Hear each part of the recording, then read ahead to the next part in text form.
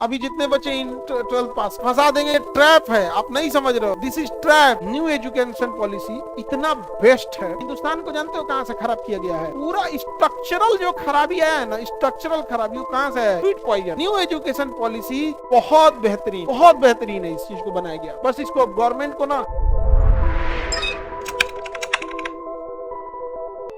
अभी जितने बच्चे इन 12th पास किए हैं बेचारे कहीं ना कहीं यूनिवर्सिटी में बिहार के एडमिशन लेंगे, और उनकी 4 साल तो जेन्युइन है।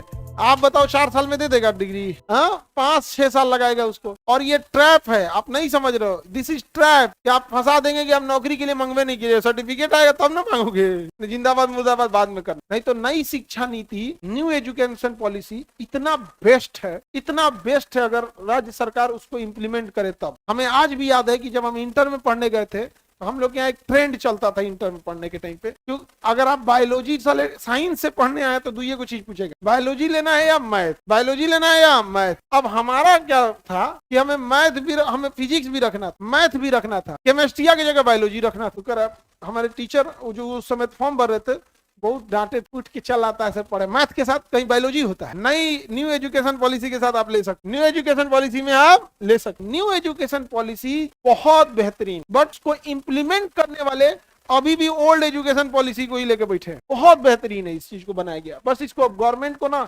इंप्लीमेंट करने की जरूरत है।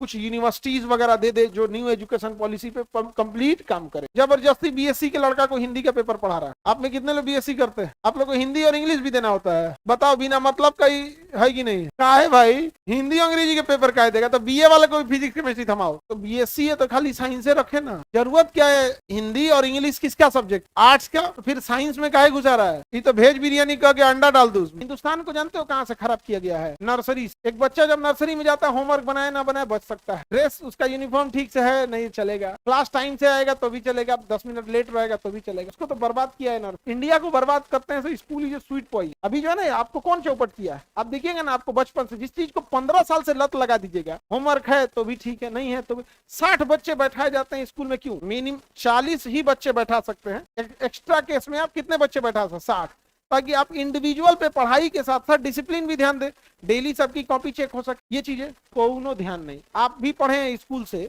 इस बात की कोई गारंटी है कि आप होमवर्क ना भी बनाए तो कोई दिक्कत नहीं है कि नहीं? आप बनाए या ना बनाए, ये बहुत जरूरत है। पूरा स्ट्रक्चरल जो खराबी आया है ना, स्ट्रक्चरल खराबी वो कहां से है? स्कूल ने आपको तहस नहस कर दिया, स्वीट पॉइजन, और वही खराब हो गया। आप जाइए थोड़ा मिलिट्री में, इंडियन मिलिट्री एकेडमी, अगर बोलेगा 7:03 पे हम आपको यहाँ चाहते हैं, 7:03 बोला है ना, तो 7 बजे कुछ रहबे नहीं करेगा। लगे भाई कैंसिल हो गया क्या, 7 बज रहा है, कुछ है ये नहीं। 7:03 पे सब एकदम परफेक्ट। ट्रेनिंग का प्रभाव होता है वहां पे। आर्मी बोल दी इतना माने इतना होगा, उतने 1 मिनट आगे पीछे मुंगा देगा। हम लोग का जो स्ट्रक्चरल खराबी है वो स्कूल, कहीं पे भी आप देखिएगा यही होता है। आप अनडिसिप्लिन क्यों? स्कूल की वजह से। और इस मामले में इंग्लिश मीडियम कंपेरेटिवली ज्यादा बेटर है। वो पढ़ाई आप इंडिविजुअल पे डिपेंड करता है, डिसिप्लिन बहुत बेहतरीन। मजाल क्या किसी इंग्लिश मीडियम के बच्चे का पैंट शर्ट इन किया है निकल जाए बाहर। एनसीसी में ठीक है, वो एनसीसी का तो मोटो ही है डिसिप्लिन, वो स्कूलिंग का पार्ट नहीं होता, आर्मी का पार्ट। एनसीसी में आर्मी का ना पार्ट हो जाता, उसका तो मोटो ही है क्या चीज? डिसिप्लिन। और उसमें भी कौन, एएनओ से कौन डरता था? कोई नहीं। जो डरता था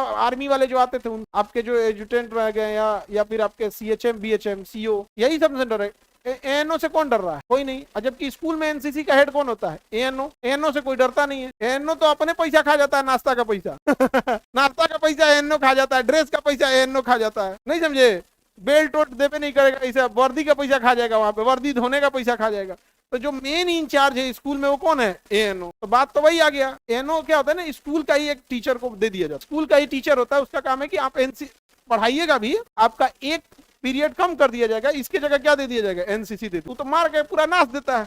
जो आप एनसीसी में डिसिप्लिन की बात कर रहे हैं वो आर्मी वाले मेंटेन करते हैं, क्योंकि वो रूल है कि 2 दिन परेड होगा तो एएनओ रहेंगे। कितने परेड में एएनओ रहते हैं? नहीं, कैंप में बस मिलेगा, ऐसे रेगुलर में शायद मिले 1 दिन रहेंगे, और भी समोसा वमोसा आ गया बस उसी के लिए। बाकी जो आपको परेड सिखाता है वो आपके जिला के बटालियन से आएंगे, 2 आदमी आएंगे जिला के बटालियन से, वही डिसिप्लिन सिखाएंगे। बाकी कहाँ पे डिसिप्लिन रहता? तो आर्मी में पूछना क्या है डिसिप्लिन? आर्मी में डिसिप्लिन का कोई झमेला नहीं रहता। 1999 टाइम होगा हम लोग 1999 या सन 2001-2 में, जब आदमी स्कूलिंग शुरू में, वो आज का हम लोग स्कूल गए लोग का 10-15 रुपया फीस हुआ कर। तो बचपन में आप लोग को अपने ना नर्सरी या केजी की यादें धुंधली धुंधली लगेगी, मतलब याद आएगा लेकिन बहुत चीजें नहीं याद आएंगी आपको, एकदम हल्का धुंधला धुंधला सा कुछ आएगा। हम लोग को बस इतना ही रहता था ना, जूता उतारने के टाइम पे हम लोग ऐसे उतार के एक पर एक इसमें फंसा के इसमें उतार देते, अब पहनने के टाइम पे फिर मोजा खोलते, तो बचपन में पिटाते थे, नहीं जब उतार रहे हो तो इसी टाइम मोजा लूज कर लो ताकि पहनते टाइम पे दिक्कत नहीं। छोटा छोटा नर्सरी उर्सरी में यही ना सब सिखाता है, सिविक सेंस की, यहाँ ऐसे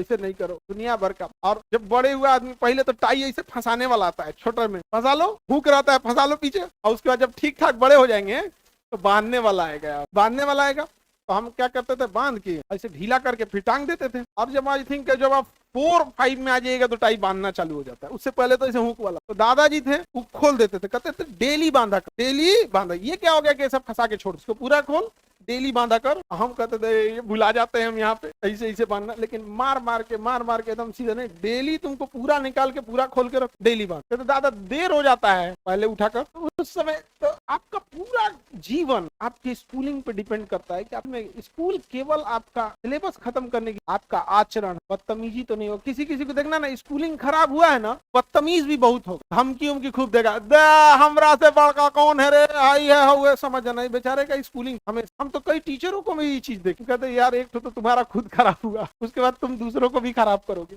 आप गौर करके देखिएगा ना कभी कभी यार, ये सब चीजें थोड़ा सा, खैर अब आप तो स्कूलिंग छोड़ चुके हो, बट थोड़ा अपने आप में देखना इस चीजों को। और नहीं तो क्लास में बैठिएगा तो थोड़ा बहुत तो हम सिखा देंगे, लेकिन अब आप वो एज खत्म हो चुका है जो हम आपको छोटी छोटी चीजों को डर। और पहले देखना ना, पहले आज से 6 महीना साल भर पहले जब बैच छूटता था ना, तो जब निकल जाती थी सब गर्ल्स तब हम जाते थे, अभी हम पहले खुद चल जाते। इतना है को बतियाते, को पैर घसीटते, ये होता, हमारा टेंशन कूफूत हो जाता, उसे तो पहले ही चल जाता, नहीं तो सरदर्द कौन पाल, नहीं समझे चल रहा इसे पैर, इसलिए हम सरदर्द पालने से पहले आने से पहले बैठ जाए, इतना सरदर्द नहीं रखेंगे।